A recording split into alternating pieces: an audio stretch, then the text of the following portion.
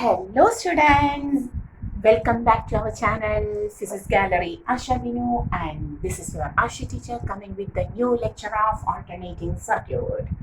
Okay, and today we are going to discuss about LC oscillation.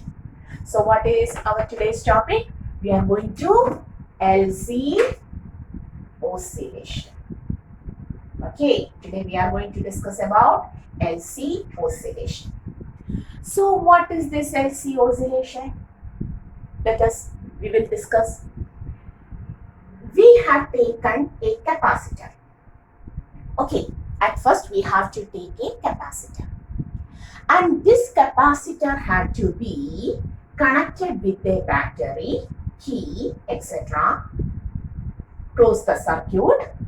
The battery provides some potential difference. As a result of this potential difference, charges begins to accumulate on the plates of the capacitor.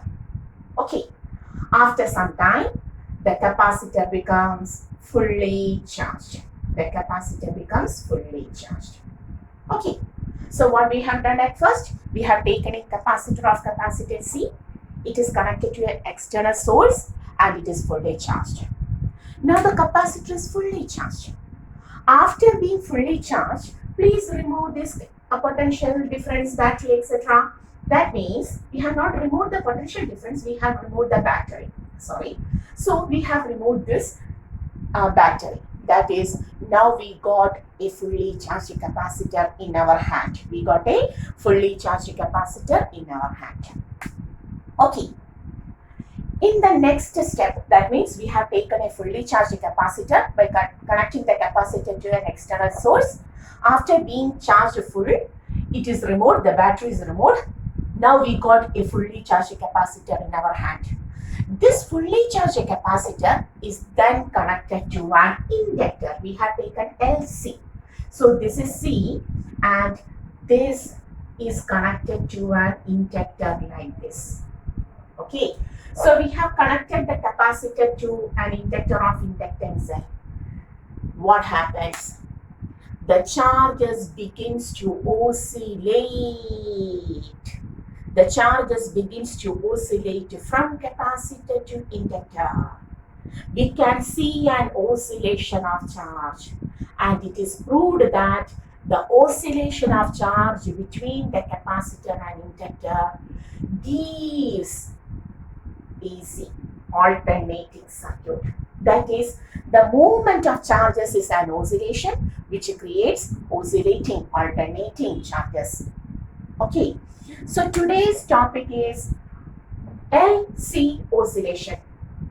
To produce oscillations of charges between the inductor and capacitor, and how it is taken by connecting a fully charged capacitor with an inductor. Clear?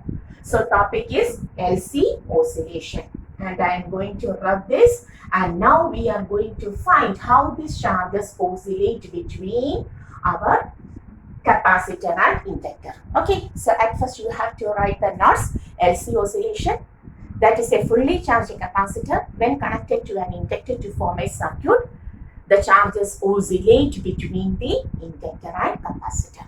That is the topic. Okay, LC oscillation is the topic. LC oscillation. Okay, for that, to show this oscillation, okay, I am going to draw some circuits. Okay, one more. One more.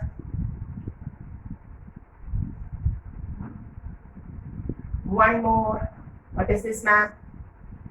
You are going on drawing the same thing. Okay. One more.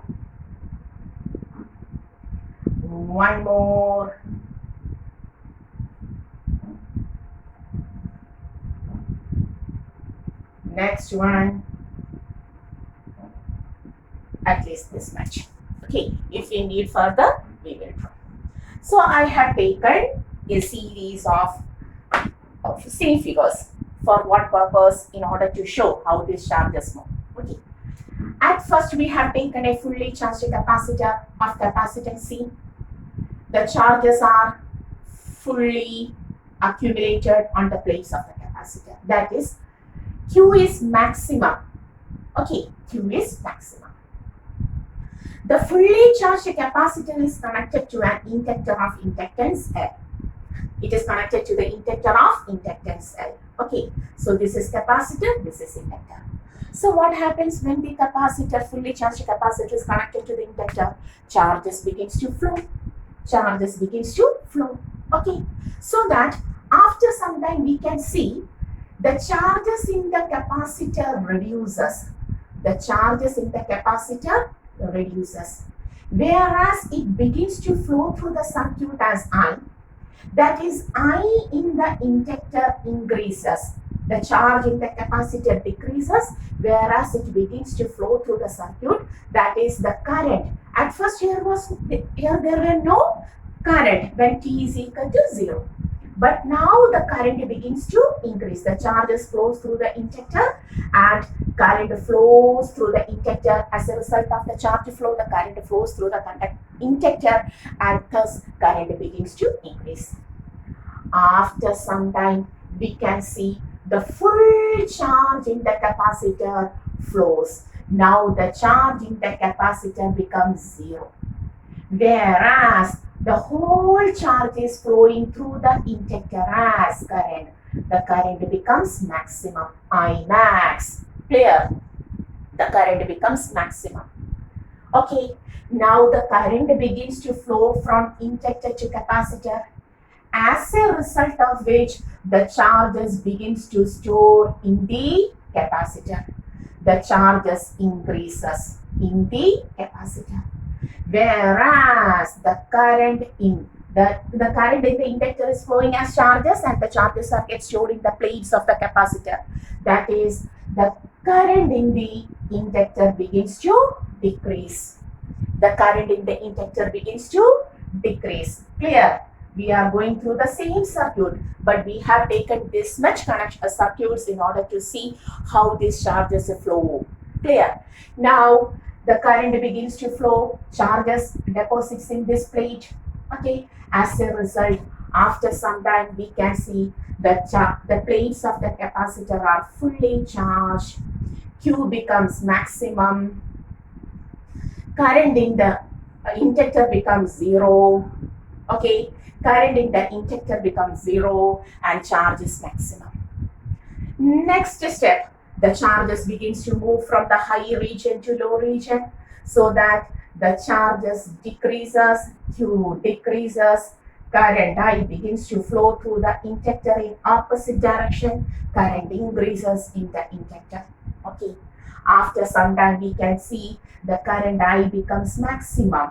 Current I becomes maximum, that is full charge in the inductor becomes 0. The full charge in the charge in the capacitor becomes 0. I becomes maximum. Okay. Now we want 2 more circuits. So, sorry. Once more, may I draw this capacitor, inductor. Capacitor, inductor. If we want further, we will draw. So what happens? The charges begins to flow from maximum condition. So I increases, charge becomes 0. I becomes maximum. Okay, I maximum. Maximum current flows through the inductor and no charge is stored in the capacitor. This is inductor L. Okay, now what happens? This current results in the accumulation of charge in the capacitor. Okay, what happens? The charge in the capacitor begins to accumulate, plus, minus. The current decreases, the charge increases. Okay, but now too the current is flowing through the inductor. And finally, in the last one, can you see? In the last one, we can see that what happens? The whole charges are accumulated across the plates of the capacitor. Okay, the charge becomes maximum in the capacitor. The current becomes 0 in the inductor. Clear? Okay, that is, we reached up to this step. We reached up to the first step. This plate, left plate contains maximum positive charge and right plate contains maximum negative charge. Last, can you see it in the camera? Ooh, no problem, you can see that. So what happens in here, in the last one, the charge in the left plate becomes maximum and the charge in the right plate becomes maximum, negative charge and positive charge. What about the current in inductor? 0. What about the current in inductor? 0. That is, for one complete cycle, the charges has flown. Once more, what happens here? We have taken a fully charged capacitor. Listen. We have taken a fully charged capacitor. It is connected to an inductor. When time t is equal to 0, that when the circuit is connected, Q is maximum in the capacitor, no current flows through the inductor. But as the time passes, charges begins to flow from capacitor. So charge begins to decrease from maximum value. Charges decreases, the flow of charges results in current through the inductor increases. After some time, we can see the whole charge in the capacitor becomes 0, it flows as current. The current in the inductor becomes maximum, charge in the capacitor becomes 0. Clear? Now the current begins to flow from inductor to the capacitor. I decreases in the inductor. Charges begins to store in the capacitor. After some time, we can see the whole current causes the deposition of the charging of the capacitor. The charges are fully stored. But in which sense?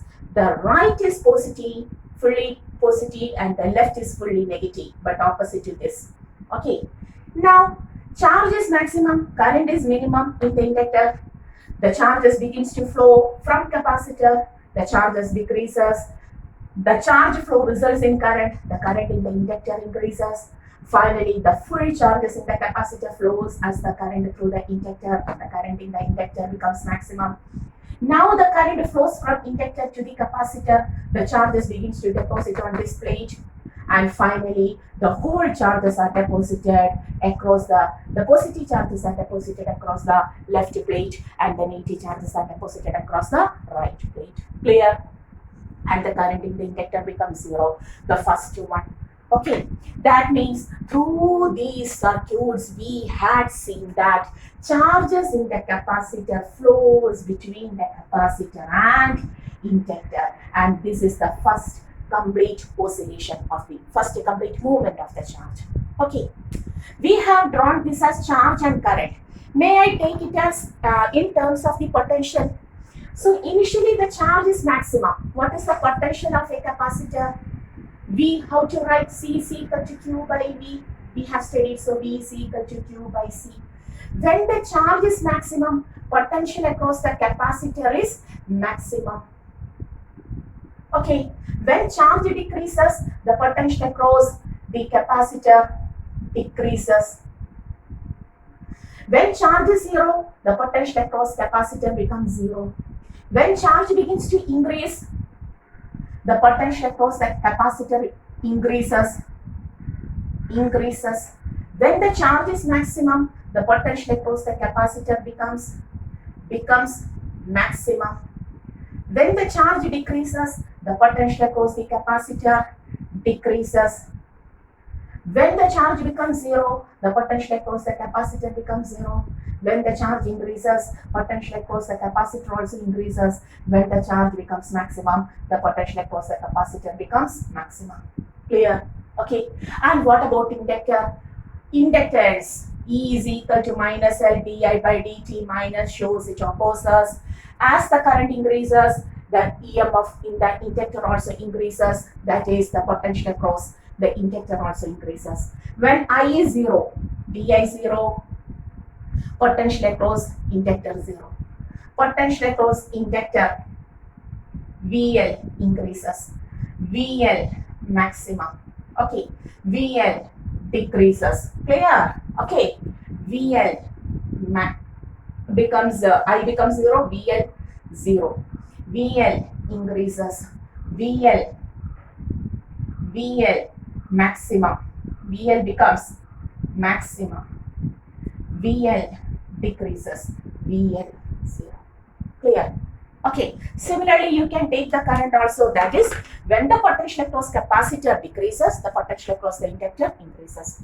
When the potential across inductor increases, the potential across the capacitor decreases, and so on. Okay, similarly, what is the equation for? May I rub this? Now, what is the equation for energy? Energy in the capacitor is Q square by 2C, and energy in the inductor is half Li square. Okay, when Q is maximum, energy in the capacitor maximum. Energy in the capacitor decreases. Energy in the capacitor 0. Energy in the capacitor increases. Okay. Energy in the capacitor maximum. Energy in the capacitor decreases. Energy in the capacitor becomes 0. Energy in the capacitor increases. Energy in the capacitor maximum. Clear? What about inductor? When EC is maximum, EL is 0. EL increases. Clear? EL, clear? EL maximum. I maximum, EL maximum. I decreases, EL decreases. Energy, energy, energy. I 0, EL 0. I increases, EL increases. I maximum, EL maximum. I decreases, EL decreases. I 0, EL becomes 0. Clear? So when the energy is taken, energy between the capacitor and inductor increases, decreases. When one is increasing, the other is decreasing, and so on. Can you see the figure on? Yes. Yes. So from this, what you understood? There is always a flow of charges from capacitor to inductor as current, then inductor to capacitor as charge, then the movement continues. Clear? Okay, the movement of the charges continues. When we look on the potential here 0, increases maximum, decreases 0, increases maximum, decreases 0. So on plotting the graph, can you assume what will be the graph? I am taking the potential across inductor. Can you see? The board is now completely filled. Yes, you can see. So from the first figure, potential across inductor as the time passes. So what is the potential across the inductor at first? VL 0. VC is maximum and VL is 0. Yes, we have written there. Just take that potential VL 0. 0. VL increases. VL maximum. VL decreases. VL 0. VL increases, but in which direction? The direction here throughout this upper figures, the direction is towards anti-clockwise direction, now clockwise, that is increases in opposite direction. Maximum in opposite direction, decreases, and finally becomes 0. So what circuit we got alternating circuit. That's why LC, the movement of charges through LC is taken as oscillation. The movement of charges through LC is taken as oscillation. Clear? So understood what we have taken here? When a fully charged capacitor is connected to an inductor, we can see the oscillation of charges, the oscillation of potential, the oscillation of energy throughout the capacitor and the inductor. In the next cycle, again this happens. The current begins, the current flows, current comes, then reverses, come back in the same. That is, we will get the repeated cycles of charges, of energy, and of potential when a fully charged capacitor is connected to an inductor. Clear? Okay. Clear? Whether the circuit is clear? We have drawn this. We have drawn the graph. Once more, we are going to prove it by using the basic equations. Okay. So from the figure, we understood that the electric field, the energy as electric field in capacitor is converting as the energy of the inductor in which magnetic field. So what happens here, may I write this? So what we have seen here, we have seen that energy is oscillating between, what is this? Energy is oscillating between the electric field of capacitor and the magnetic field of inductor. Clear? Energy is oscillating between the electric field of capacitor and magnetic field of inductor. Similarly, the charges are also oscillating. Charges are also oscillating. And we have to prove this. Charges are oscillating, we have to prove this. May I have all of the figures? Now you understood why we have drawn so much circuits. So much circuits in order to see, in order to know the flow of charges from capacitor to inductor as current. That is, charges are also, Q is also oscillating. Okay, we have to prove it by taking the SHM equation. For SHM, we have studied the second differential of displacement with omega square x is 0. The differential equation of SHM, we have studied this, the differential equation of SHM. If our charge also shows this differential equation, then we can say surely it is theoretically oscillation SHM. To show that, I am taking the potential of capacitor as potential of inductor because the capacitor potential is going to be inductor.